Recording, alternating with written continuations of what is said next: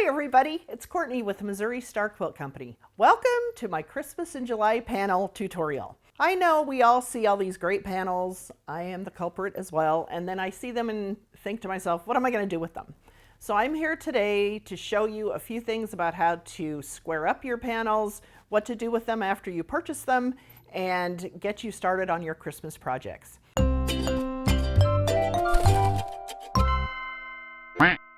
I'm going to start with the Santa panel, and this is what the panel looks like. You can see there's no border on it yet, and that's okay. So let's square this panel up to make all four sides nice and straight. So the first thing I'm going to do, I'm going to fold it in half. Now if you notice at the bottom here, these aren't exactly meeting, and that's okay. Sometimes these panels and all fabric, when it gets wound on the bolt, they get wound when they're still a little damp, so they can get wonky. So don't worry so much about that. What I want to look for is to make sure that this panel is folded nice and flat across the bottom. And I'm going to kind of press that down with my fingers. And if you'll see over here on this edge, it's not lined up at all, and that's great. We're going to get rid of that, okay? Since this doesn't have any border on it at all, I'm just going to lay this down. I'm going to trim off the sides first. I don't really have a size in mind at this point. I'm just going to trim it so the edges are nice and even. So I'm going to lay this down, and if you'll notice, I line my panel up along my line on my cutting mat. And that's making sure that I get a nice 90-degree angle when I'm cutting, and that way I know that my panel is going to end up either square or rectangular. Okay? So I'm going to lay my ruler down here, and I've got this star here. I'm not real worried about that, but I'd like to keep it if I can. And it looks like I can. So I'm going to cut off as much as I can without getting the star. I'm also going to look on the back. There's nothing in the way there, so I don't have to worry about cutting anything off on the back side. So I'm just going to worry about what's on the front. When I cut these, I try to do them in half-inch increments. It's a lot easier when you get to the math to try to figure out what size of borders you're going to put on. You can, of course, do the 1/4 inch and do your math that way. That's totally fine. But just in my brain, some days the half inches are easier to add up than the quarters. So I'm going to line this up on the half inch here. And actually, I'm going to move it over a hair. I'm going to line it up on the 3/4. And then that way I'm not going to lose, you can see my star point there. I'm not going to lose that star point. All right. And then I check to make sure that I cut off part of the back too, and I did. So now I'm going to flip it over. And I'm going to do this side. And I'm going to measure this down all the way to make sure I would measure this down to the end of the mat and make sure I'm cutting at a half inch or the full inch. Again, I'm going to look, here's a star here. It's way in on this side. I'm not worried about cutting off a star here. So I'm just going to use this mark here on my mat. I'm going to cut that. Okay. Then I'm going to cut the top and the bottom off because we don't want to have to deal with the selvage, right? So in this case, I'm going to cheat a little. I'm just going to fold this in half. I'm going to line up these folds really nicely so they meet on this side. Then I'm going to fold this in half. You want to make sure this is nice and flat on your mat. If there's any kind of bulk in your fold, that again is going to give you your dog legs, which we don't want, okay? So I'm going to lay this left end on a line on my mat. And then I'm going to lay this bottom on a line on my mat to make sure it's all nice and pretty. And then I'm going to make sure I cut off the selvage. I've got a lot of room on this bottom. I don't have to worry about anything for a while. So I'm just going to cut off right here. That gives me about 3/4 of an inch behind underneath this M and Merry Christmas. So And there we go. My panel's all cut. And it's ready to put borders on, or it's ready just to be quilted and finished. You could just quilt it, bind it, call it good. Now, when you have panels, sometimes we get them. This one's a beauty. This one's very pretty. Now this one already has a border on it. So what I'm going to do, I'm going to try to give myself some room. I'm going to go off of this inner little gold line there, and I'm going to come out so far and give me a nice border. So let's see how far, and I'm going to lay it flat. In this case, because if I tried to fold this in half, it may not line up exactly on the other side. And if I did this, I'm really not going to have that match up. So I'm going to lay this out on my mat, nice and flat. You want to iron it, make sure all the creases are out. Anybody that knows me knows I'm also a pre-washer, but we won't go there today. So just iron this nice and flat. I'll give it a hit of best press or starch, whatever you've got. And I see I can about get 3.5 inches past this inner gold line. And I can get that all the way around, I bet. So that's what I'm going to use as my border. So I'm just going to start cutting, and actually I'm going to come back a little bit.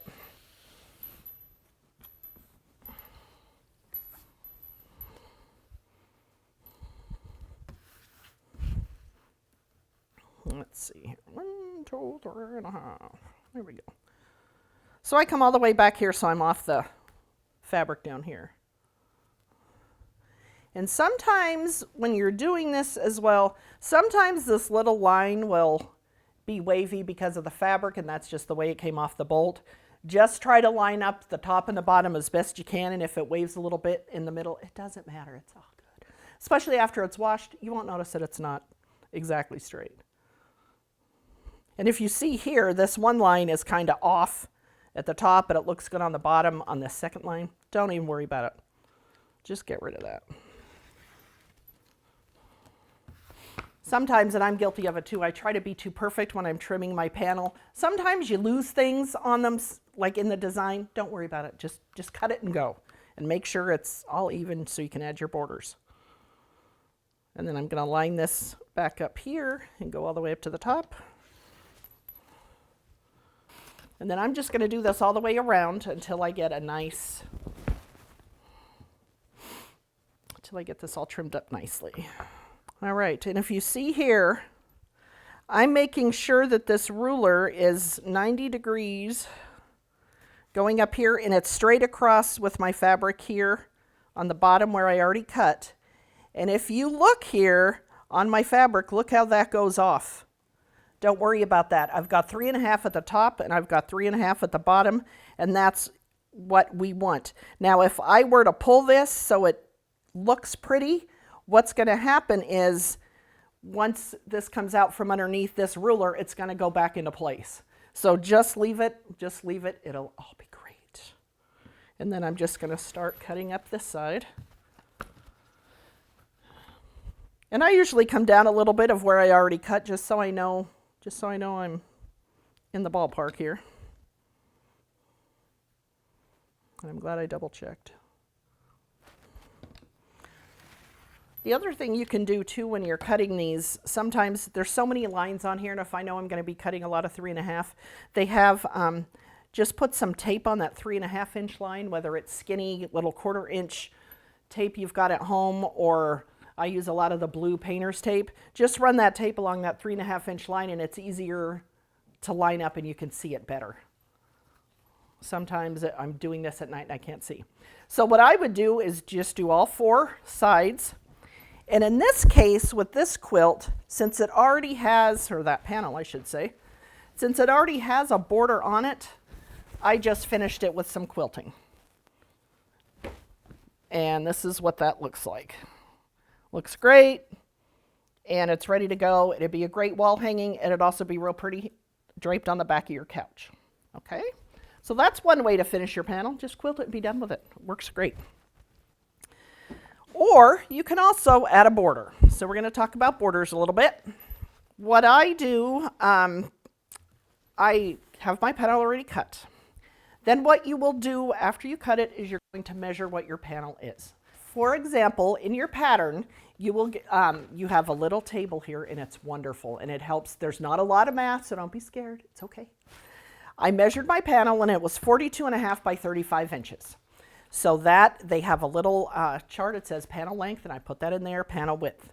Then determine how wide you want your finished border to be, and then you add a 1/2 inch. So I wanted my finished borders to be 5.5 inches. So that's after it's quilted and I have my binding on. I want 5.5 inches of fabric to be seen. So I'm going to cut my border at 6 inches.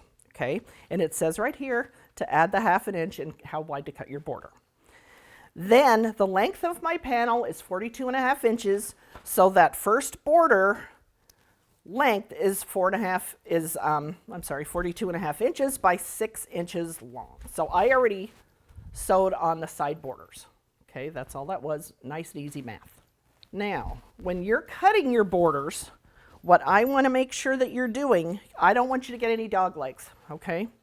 So when you go to cut, and the dog legs is when you have a long stretch of fabric, and invariably, and a lot of times, and I still do it as well, I will cut it, open up my length of fabric, and it's got like a little V in it. And that's because this wasn't flat against the bottom of your mat. You might have had a little bit of a wrinkle in it. So what I do is I lay this on my mat. This is my border piece. I'm going to make sure this is nice and flat. Again, I'm creasing it with my hand. And I am going to lay that fold right on one of my lines. Then I know that my cut is going to be totally perpendicular and it's not going to have a dog leg, okay? And it's really important when you're putting big borders on because you don't want that border to be wavy, okay? So I'm going to lay that on my mat and then I'm going to cut it. And this is not obviously 6 inches, but I just wanted to show you how to cut your borders. Lay that mat, I'll make that first cut. And then I'll move over. Let's cut it at 3 inches. I also will line up the bottom, this bottom of the ruler, this black mark is also right on my fold. That way, again, I know that this cut is going to be perpendicular. If you do this with your ruler and it's off, if your fabric is off, it's not going to be a perfect cut. So you just want to be very careful. And sometimes I'll cut a couple and then I'll need to cut a little piece off and readjust, and that's okay.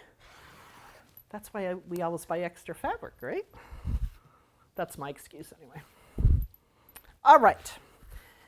Now, what if I need a piece that's longer than 42-ish or 41, however long this is? Then you're going to have to piece your border, and that's okay. You can piece them 2 ways. You can either piece them just straight like you do when you're piecing your fabric on the straight. So you would sew this with a 1/4 inch seam. Now I will tell you, when I am piecing borders, I will backstitch at the top and the bottom. And that is because once I go around, and it doesn't matter how many rounds, I am afraid when it goes on the long arm, if I don't backstitch at the beginning and the ending, maybe when it's on the long arm and getting pulled just a little bit, those stitches are going to pop out. So I like to backstitch all my borders, and it's worked great, and I have talked to the girls in my studio and we do that too. Just because you did all that work, you don't want your stitches popping out at this juncture, right? You can also stitch them on the diagonal just like we do binding. Okay, so I would lay this on here, and I usually give myself a little bit of room to the top and the right. And you can draw a line from corner to corner, sew on that, and you're going to join them on the diagonal. Okay.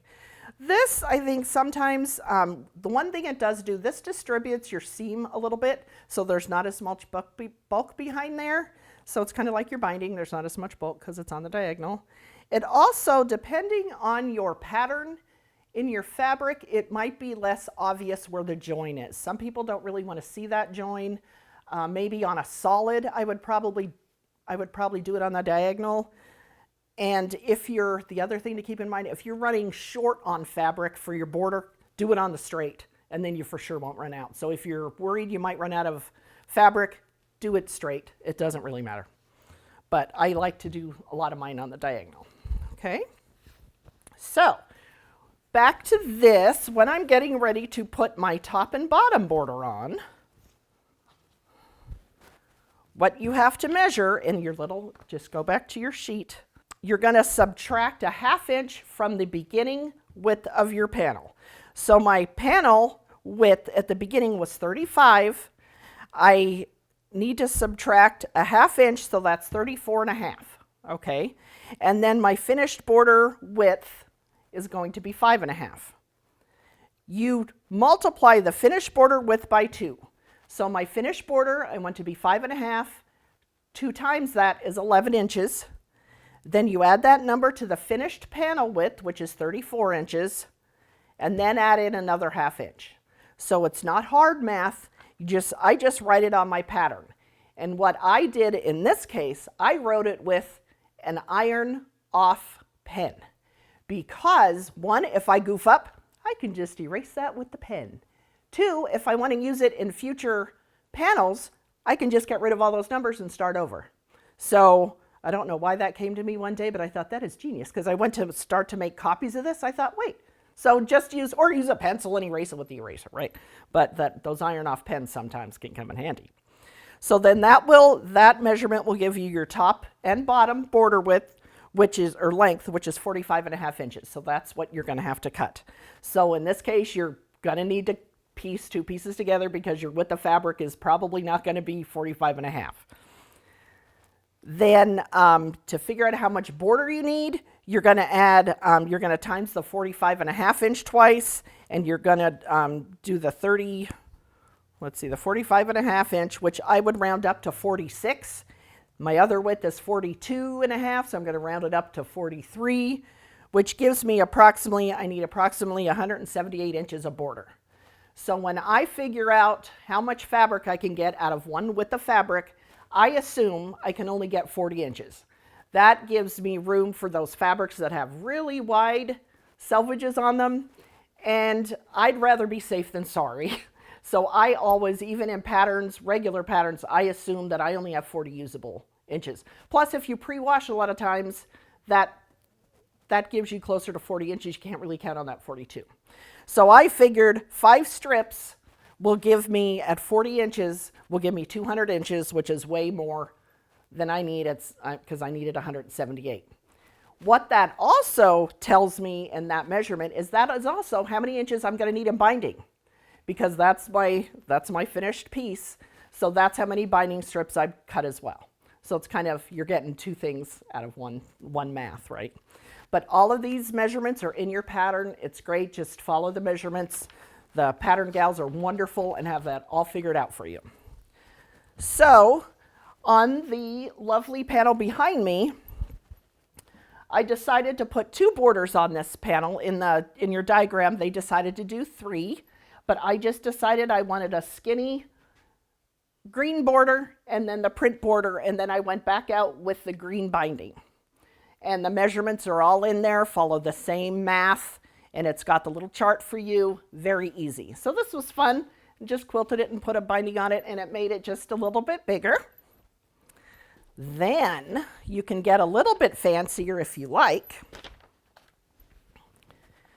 And you could put some cornerstones in it, which cornerstones are where your borders meet, or sashing sometimes meets there. But those are called cornerstones because they're in the corner, right? So I decided, when I was deciding how wide to do my borders, I decided I'm going to start with a square and a square unit that I had done that ended up being 4.5 inches big. So I made 4 square and a square units, and then that's how wide I made my border. It was already easy for me. I had the squares done. So what I would recommend, find a square or a pattern that you like in a little block, make 4 of those, and then just make your border that wide to match. And then you're not having to go, well, I want a 4-inch border. How do I make this block 4 inches? That's too much work. Just make your blocks first, and then decide you want your border. Okay? So that's that. Math, again, is in here. So what you'll do is you'll measure your cut panel first. You will cut your top and bottom borders to that same length. Then this will be, if this is 4.5 inches, and then this will be 4.5 inches, you'll add the side borders first or the top first, it doesn't matter. Then add your cornerstones to the ends of the other border and then put those on. So this kind of makes it very easy. Now, one thing to keep in mind, I cut off the corners of my square and a square here, and this is why. I decided on this to sew my binding on the back and bring it to the front and top stitch it. So what's showing on the front of my binding is a lot bigger than what's on the back. Had I sewn it on the front and brought it to the back, I wouldn't have lost my corners. So just keep that in mind. It didn't bother me that I did that, but if you see that and went, oh man, she hacked off some of her corners, that's why. I was trying to get these done quick, so machine binding it was. Okay. Now, what if we want to get a little fancier? We've got the math in there for you. We're going to add some flying geese. Okay. So I did the same thing. I made my goose first. So these gooses, these geese, before I sewed them together, were 2.5 by 4.5. So they finish at 2 by 4. Okay. So I made those first. And then since these were at 4.5, that's how wide I cut my border. Again, I made the blocks first, and then I decided on the width of my border. Okay, so this is what it looks like. I did the sides first. You'll follow your chart the same way. The girls on the pattern team did all the work for you. And it worked out perfectly because I used their chart. So this is what it looks like. I have my first border on. Then the second border. So here's my piece ready to sew onto my border. Here's my little geese. I'm going to sew this on right sides together. You're going to make sure it's going in the correct direction. So I want to make sure that my flat edge of my geese are against the fabric. Let's give that a quick sew. Again, I'll backstitch. And I backstitched when I sewed all the geese together. Just to make sure that none of those pull out when we're putting either another border, you can add another border on to this, or if you're not, when it goes on the machine, the geese aren't going to pull apart. Okay.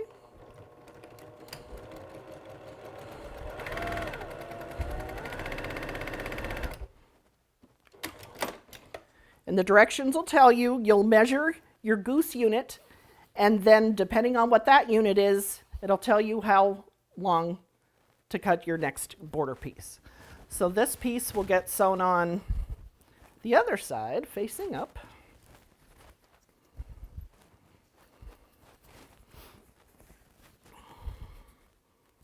So it will be facing up this way.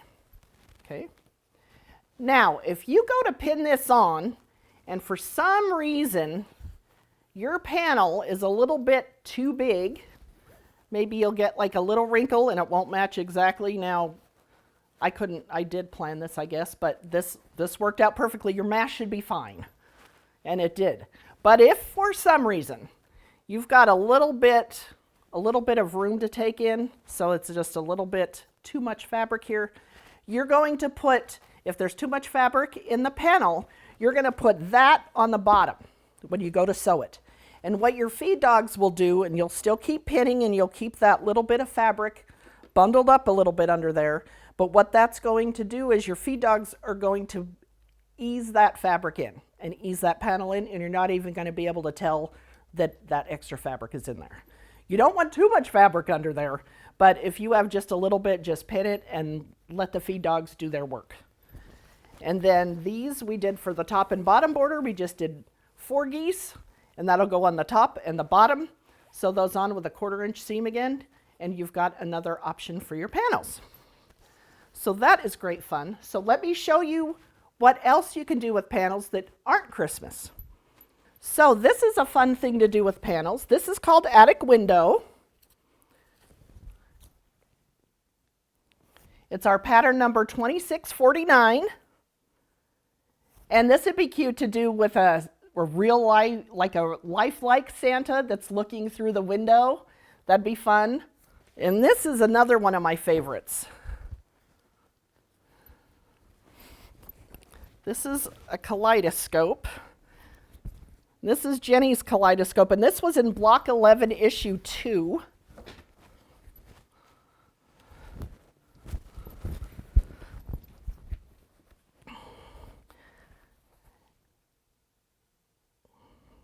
And in this instance, you're going to need 6 panels, but I like to buy 7 because then you could put the panel on the back and then whoever receives it can see what the panel used to look like. You want to get a panel that has a lot of movement in it and a lot of color. That'll get you your best kaleidoscopes. And they're a lot of fun, and I love putting the panel on the back because you would have probably never guessed that that was a dinosaur panel. So I hope I gave you some great ideas on what to do with panels, and if you get started on them now, you'll have plenty ready for the holiday. We'll see you soon.